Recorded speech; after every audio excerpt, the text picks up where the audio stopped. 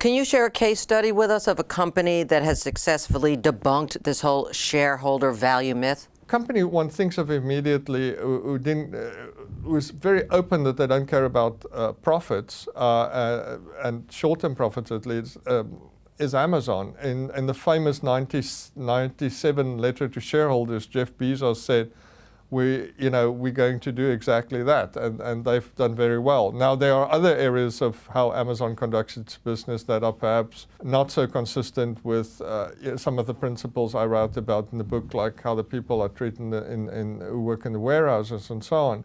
But this at least shows you that there's a way that you can say to the market, I'm not going to go to optimize short-term profits. You see it more in private companies. The German Mittelstand companies, for example, are mostly family-owned, and they hand it off from generation to generation. They have a very long-term view. They have CEOs with tenures of 20 years and so on. And they excellently run in ways that you may expect. But the one thing that they do differently is that they don't chase unsustainable revenue. So they smooth out their revenue over time. If you chase a lot of revenue during an upswing in the economy, when the inevitable downswing comes, you're going to have to lay off people. So what they're doing is they are a lot more careful in terms of how they go after revenue.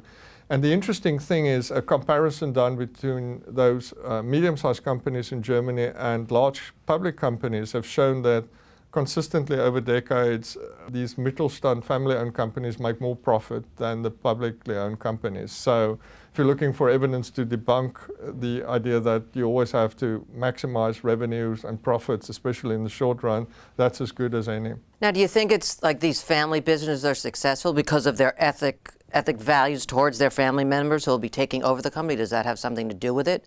That they're looking towards the future instead of strictly the bottom line? It has a lot to do with it because they're almost obsessed with it. They don't use the word leadership as much as they use the word responsibility. So they see themselves as custodian of an enterprise that they want to have almost live forever and hand over to the next generation in a good condition.